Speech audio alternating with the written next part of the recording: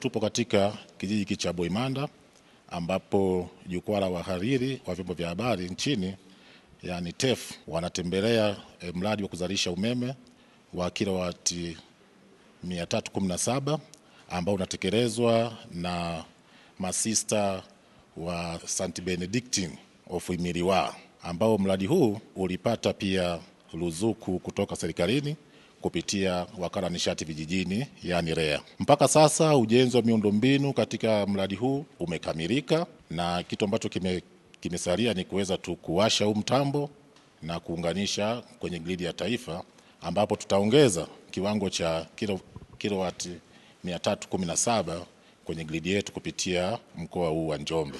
Serikali kupitia REA imeweza kutoa kiasi cha shilingi bilioni 5.4 katika kufanikisha kuanzia maandalizi na ujenzi wa mradi huu wa uzalishaji umeme ambao unatumia maporomoko madogo ya maji kupitia bwawa ambalo limejengwa katika mto huu ambao unapita katika kijiji hiki cha Boimanda.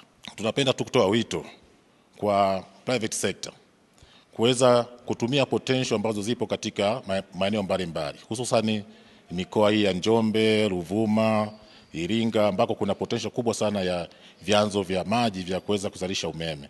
Kwa hiyo kuingia na kuwekeza katika miradi kama hii ya uzalishaji ili kuisaidia serikali katika kuongeza nishati ya umeme katika gridi yetu ili wananchi waweze sasa kutumia kwa maana ya shughuli zao za kijamii, lakini pia kwa shughuli za kiuchumi.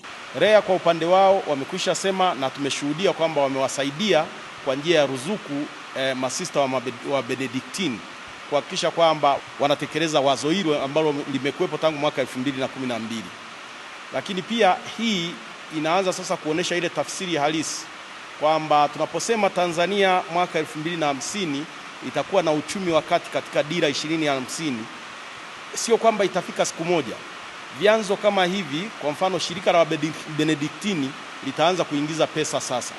Wapo wafanyakazi ambao walikuwa wanalipwa kidogo watalipwa zaidi. Umeme na yenyewe ni mojawapo ya vigezo kwamba mnakuwa na umeme kiasi gani kama taifa. Kwa hiyo utakuta kwamba Watanzania matumizi ya umeme yataongezeka kutoka wale ambao wanategemea unit 71, inalengwa kila Mtanzania atumie karibu uniti 3000 kwa mwaka.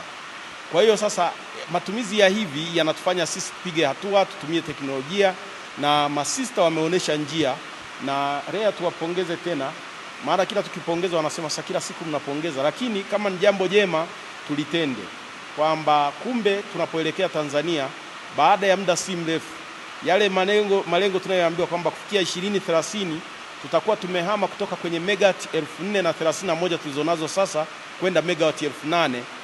Uzalishaji kama huu unakwenda kuchangia kuhakikisha kwamba tunafikia kiwango hicho.